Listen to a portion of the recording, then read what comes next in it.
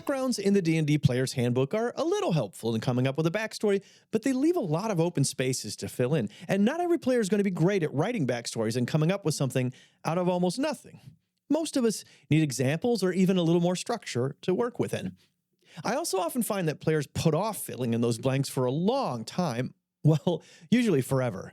Without a lot of encouragement or structure, it's human nature to want to put off all this creation and get to rolling dice and killing monsters. So how do we encourage our players to really flesh out a backstory? Well, tucked into the middle of this book, Xanathar's Guide to Everything, is an often overlooked but really helpful section called This Is Your Life. In the print edition, it starts on page 61. This is a great tool for your session 0 and something you can take each of the players through. So let's take a look at it now.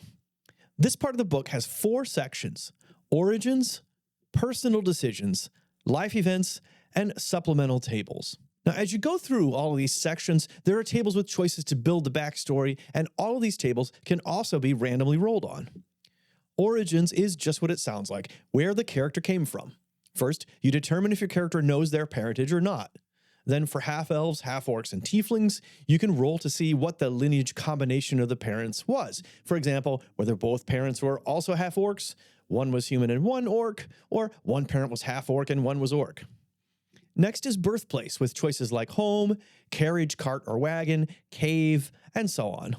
Then there's a siblings section where you determine what, if any, siblings you have, and the siblings' backgrounds, like their occupations, alignments, and status. Then there's a family and friends section where you determine what kind of family or group the character grew up with. This includes the family's lifestyle, whether there was a single parent, and so forth. Next is determining what your childhood home was like, and then childhood memories. In personal decisions, we go beyond origins and into the character's early life. This section expands on the core Player's Handbook backgrounds with tables for determining why your character has the background they have. For example, one of the choices for Hermit is, my enemies ruined my reputation, and I fled to the wilds to avoid further disparagement. There's a similar section for your class to determine what led you to having the class you chose. For example, for Cleric, one of the choices is, although I was always devout, it wasn't until I completed a pilgrimage that I knew my true calling. In life events, you first determine a number of significant life events based on the character's age. Then you roll for types of individual life events. Many of these will have you roll on yet another table to determine what the specific event is for that type. For example, you might roll or choose you suffered a tragedy. To find out what the tragedy was, you roll on the tragedies table. Finally, there's a section of supplemental tables for randomly determining alignment, cause of death, class, occupation, race, relationship, and status. And these really are for fleshing out the NPCs that come up in other sections of this process. So now let's go through an example rolling on all of these tables. I'm pleased to tell you, for this section of the video, we get to cut to the dice cam. Dice Cam! This has been a while since the dice cam has made an appearance, and I hope you're as excited as I am. So first, we will roll for parentage to see if the character knows who their parents were. That's a 9, so this character will know who their parents are. To keep things simple, I'm going to say that this character is a human, and we're not going to worry about the half-lineage tables for parentage. Next, we take a look at the birthplace. Let's roll for that. We got an 82, so on our table, 82 is a brothel, tavern, or inn. Now let's roll for the number of siblings. That's a 9, so according to the table in the book, that is 1d8 plus 3 siblings. That's a big family. But we rolled a 1, so we have 4 siblings. Now for each of these, you roll on supplemental tables to learn things about the siblings. We'll just do it for one of them. So let's roll for the sibling's occupation. That's another 9, so the sibling is also an adventurer. That's interesting. Now we roll for the sibling's alignment. We must add them. We got a 12, so we have a neutral sibling. Next, we roll for the sibling's status. And we have a 13, which tells us they are alive and quite successful. Now, if we would roll a 3, the sibling would be dead already, and we would roll on the cause of death table. But this one is alive and quite successful, so we move on. Now we roll for their relationship to the character. So we have an 8. They are friendly toward their sibling, the character that we're writing the backstory for. And the book tells us to come up with other details for this sibling, but we'll move on because there aren't any tables or suggestions for that. All right, now we roll on the family table to see what kind of family they came from. And we got a 57, which tells us they have a single mother or stepmother. Since we have a single parent, we're going to roll on the absent parent table to see what happened to the other one. And we got a 4, a mysterious one. It just says your parent disappeared to an unknown fate. All right, now we roll to see the family lifestyle. And we got a 16. So this character is from a wealthy family. We also need to make a note that this will add a plus 20 to the childhood home roll. Let's roll for that childhood home now. And we've got an 80, which would have put us in a large house, but the plus 20 from the previous roll puts us in a mansion. All right, finally for this section, we're going to roll on the childhood memories table. We got a total of 8. We are also supposed to add the charisma modifier to this roll, but let's just say it's a charisma of 10, so there is no modifier. For 8, it says, others saw me as being different or strange, and so I had few companions. Now we're into the personal decisions section, and we start with the why for the background. Let's say that our character that we're rolling for has the Outlander background, so we'll roll on the table for that. So we'll say that our character chose the noble background, and interestingly, I'm choosing noble because of the 2 previous rolls. It makes sense with the money and influence. So this is not a bad way to arrive at which background you choose as well by the time you get to this point.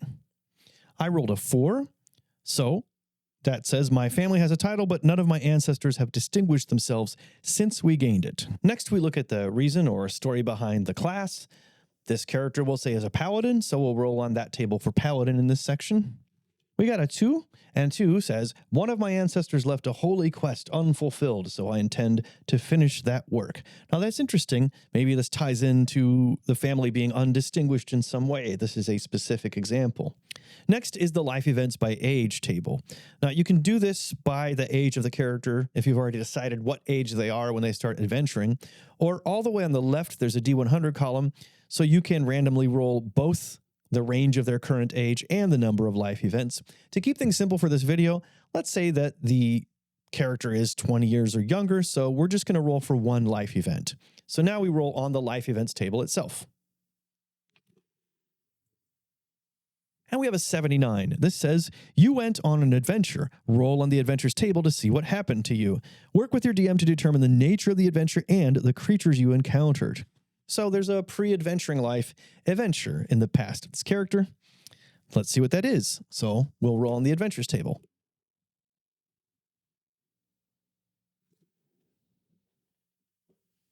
And we got a 4. According to this table, it's you nearly died. You have nasty scars on your body, and you are missing an ear.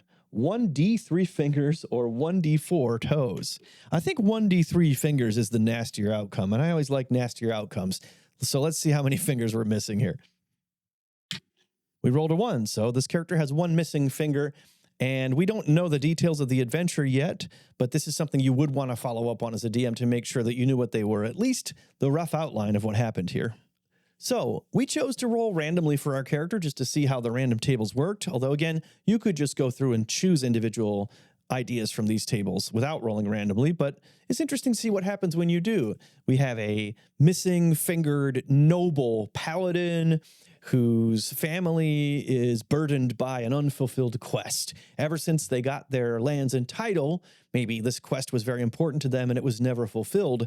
So now this player character, the paladin, yearns to complete this quest. This is all pretty interesting, and it's probably better than a lot of players would come up with if they just wrote a backstory out of nothing. I mean, I'm going to admit that it's pretty good. I don't know if I could just come up with a great backstory idea like that off the top of my head. The nice thing about the random tables, or even just looking through the tables at all the different ideas that are in them, they can break you out of your comfort zone, or maybe just break you out of the ruts you're in that kind of put blinders on you. You kind of forget about other ideas and possibilities. So this is pretty interesting when you go through an exercise like this to get fresh things into the game. If you're interested in a very thorough treatment of backstories, check out Cubicle 7's A Life Well Lived. This is a whole supplement book of its own. It recently had a successful Kickstarter, and the PDF has already been released to the backers. This approach in this book gets deeper ties into classes and abilities, and in some ways, it replaces the lineage system in Core 5e and integrates that lineage into a coherent character history in an even deeper way than this section of Xanathar's guide. If you're really into backstories, you might want to check that one out. Backgrounds are often an afterthought, but they can really bring a game to life, giving you opportunities to make the stakes more personal for your players and providing you with ready NPCs who already have a stake in the characters' lives. Well, thanks for watching, and if you're just starting out as a D&D DM, check out another video on this channel called You Can DM: 5 Steps to Become a Dungeon Master. See you next time.